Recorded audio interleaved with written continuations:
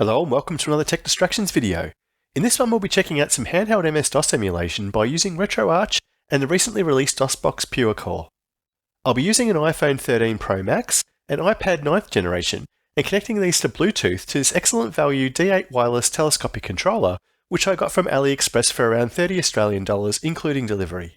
First up, RetroArch on iOS is not a new thing. For those willing to jailbreak or sideload or jump through hoops, you could have had this loaded on your iDevice for some time now.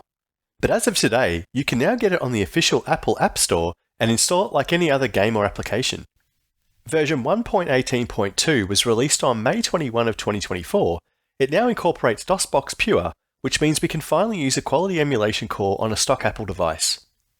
It's really great to see Apple starting to allow some emulators onto the App Store, and emulation on iOS subreddit has exploded with lots of new releases coming through and getting a whole buzz around emulation on the iPad and iPhone. I've put a link down to the subreddit below.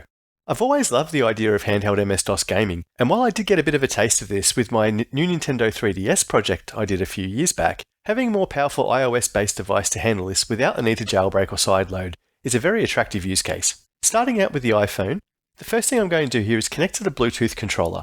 I do that by pressing the power button. Shortly after, RetroArch will then detect the controller is in DualShock 4 wireless mode. Next up is to load some content. For this demo, I've loaded up a few DOS games and we'll start with some Space Bats. There's a few things to notice straight away. Firstly, I've got a performance meter up top. I had this on to help me find the best balance of performance settings. To take a look at these, we press the power button again and it will bring up the quick menu. We scroll down to the core options. In emulation options, I've turned on the 60 frames per second output to help with any VSync issues, and we can go ahead and remove the performance statistics. I've left input at the defaults. Obviously, if you're not using a controller like this, you'll be limited to touch controls. For performance, I found the sweet spot with this unit to be around 100,000 CPS or approximately 50% of the Pentium 2 300. The other one I'd recommend to use would be the Pentium 100 setting. Of course, my phone's a little older than the current models, so your mileage may vary. In the video settings, I've got this set to Super VGA, and I'm using a basic S3 Trio 64 with 2MB of memory. Voodoo emulation is enabled also, and this will basically emulate a Voodoo 2 with up to 12MB of VRAM. In system, I've left most of these as default, 16MB of RAM, and the CPU type to auto.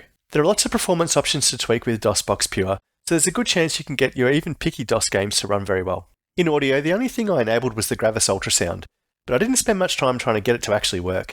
For the most part, I'm happy enough with good old Sound Blaster 16 anyway.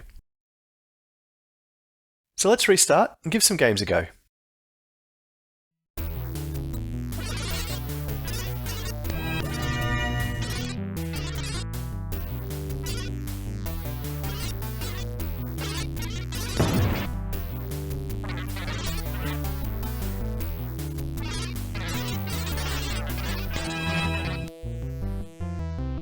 RetroArch has a neat feature where it can try to detect the DOS game you're playing and look it up against a known controller mapping database.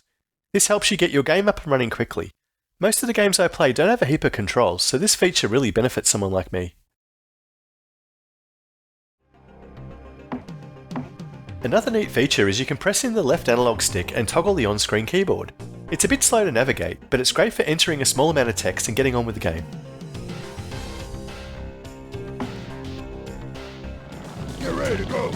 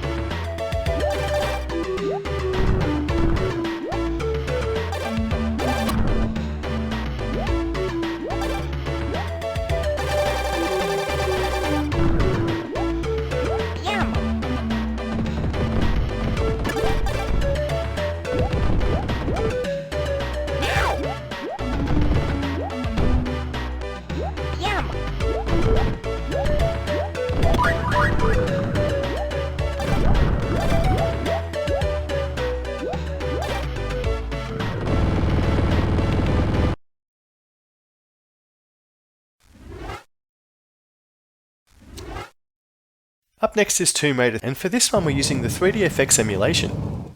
It's impressive how good this looks and how well it runs.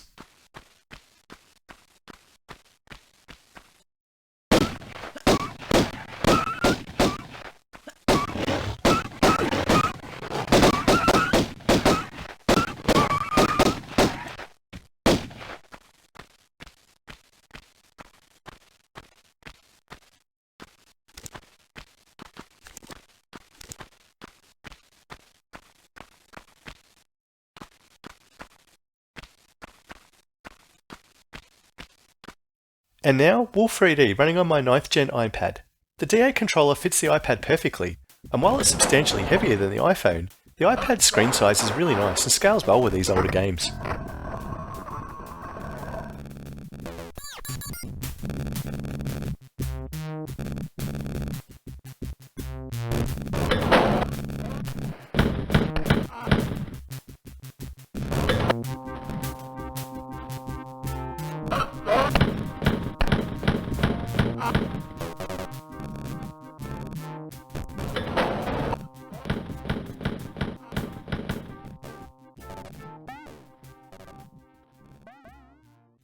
So there you have it, a cheap AliExpress telescopic wireless controller, RetroArch on the official App Store, and DOSBox Pure Core, and along with some DOS games. What do you reckon? Does this sort of thing interest you? Or do you prefer to sit down and use a keyboard and mouse with your DOS gaming? I'd love to hear your thoughts and feedback in the comments below. For mine, I love the idea of MS-DOS games on the go, and I think this is a cheap and easy way to get your daily driver Apple device to play some old school MS-DOS games. It's certainly not perfect, but it'll keep me entertained for a while, and that's for sure. Well, that's it for this one, short and sweet. As always, thanks for watching until the end, and I look forward to seeing you in the next video. Bye for now.